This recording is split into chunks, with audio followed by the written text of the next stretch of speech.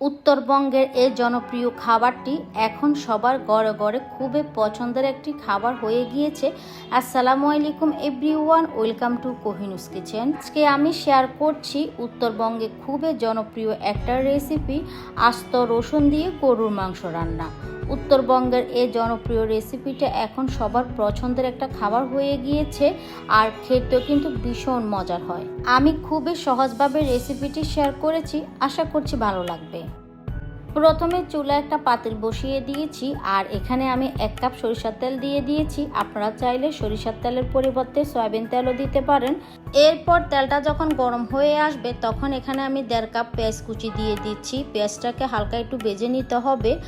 এবার এখানে আমি কিছুটা গরম মশলা দিয়ে দিচ্ছি। এখানে 2টা তেজপাতা, 3 পিস দারুচিনি আর একটা কালো এলাচ, 7-8টার মতো দিয়ে দিলাম সাদা গোলমরিচ। আপনারা চাইলে কালো গোলমরিচও দিতে পারেন।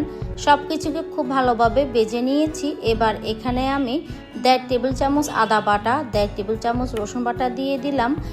1 চা চামচ দিয়ে দিচ্ছি সবুজ এলাচ বাটা। আপনারা চাইলে আস্ত এলাচও ব্যবহার করতে পারেন। আজকের গরুর মাংসটা আমি সবই বাটা মশলা দিয়ে রান্না করব।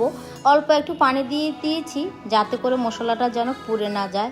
এবার এখানে আমি 1.5 চা চামচ দিয়ে দিলাম হলুদ বাটা, 1 টেবিল চামচ দিয়ে দিচ্ছি মরিচ বাটা। জালটা আপনারা আপনাদের ইচ্ছে মতো বাড়িয়েও কমিয়েও নিতে পারেন। তো এখানে আমি 1 টেবিল চামচ দিয়ে দিলাম জিরা ধনিয়া বাটা। সব কিছু যদি এরকম বাটা মশলা দিয়ে আপনি গরু মাংসটা রান্না করেন তাহলে খেতে কিন্তু আসলে অসাধারণ হয়।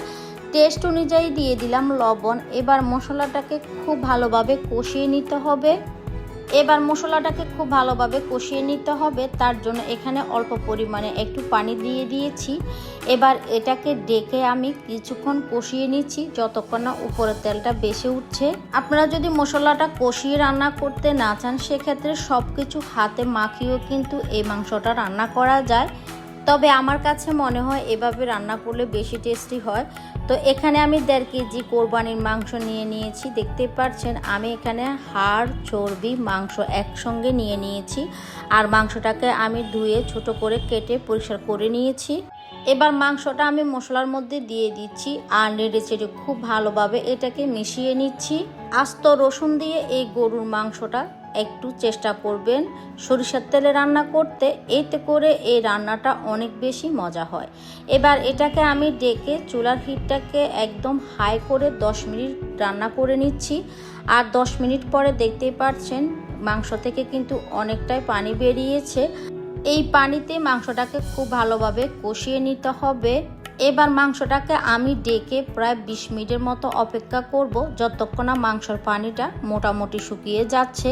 আর ঢাকনা উল্টিয়ে মাঝে মাঝে একটু নেড়ে চেড়ে দিবেন, তা না হলে তলায় বসে যাবে। এদিকে মাংসের জন্য একটা স্পেশাল মশলা তৈরি করে নিতে হবে। তার জন্য আমি এখানে 1 চা চামচ মৌরি আর 1 চা চামচ মেথি দিয়ে দিলাম। এখন ব্লেন্ডারের জারে এটাকে গুঁড়ো করে নিতে হবে। গুঁড়ো করা হয়ে গেলে এটাকে আমি একটা সাইডে রেখে দিচ্ছি। অন্যদিকে আমরা রসুনটাকে প্রিপারেশন করে নিব। আমি এখানে আস্ত রসুন নিয়ে নিয়েছি 5টা থেকে 6টা।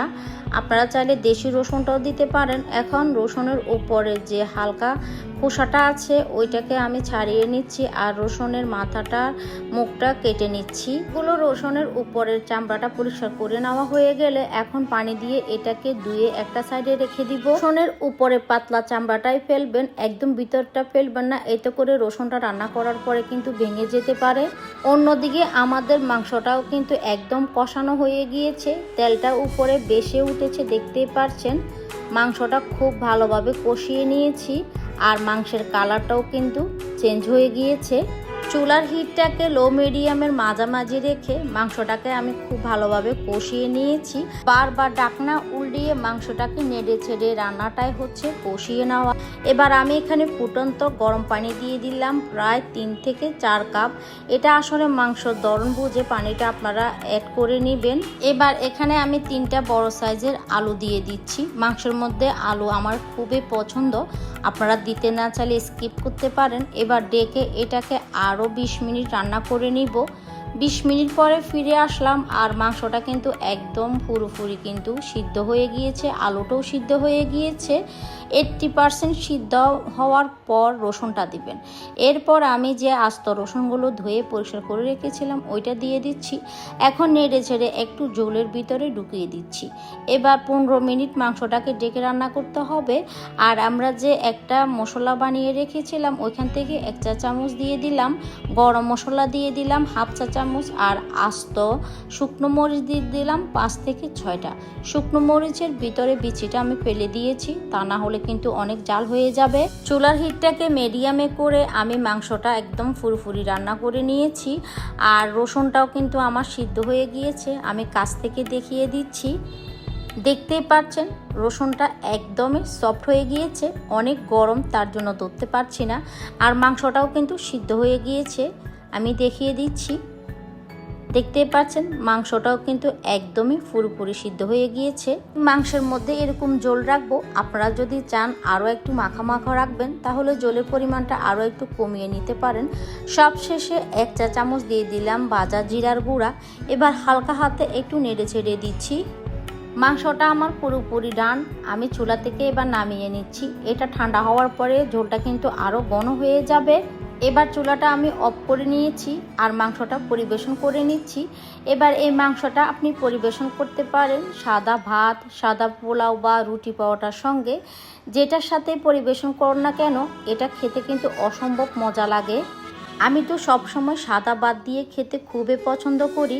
আর এই আস্ত রসুনটা খেতে আমার কাছে এতটাই ভালো লাগে যে কিছুদিন পর পরে কিন্তু এই মাংসটা আমি রান্না করি। তো আশা করছি আজকের রেসিপি আপনাদের কাছে খুব ভালো লেগেছে। তাহলে আজকের মতো এখানে বিদায় নিয়ে নিচ্ছি। সবাই অনেক বেশি ভালো থাকবেন, সুস্থ থাকবেন, সবাই সবার জন্য দোয়া করবেন। আল্লাহ হাফেজ।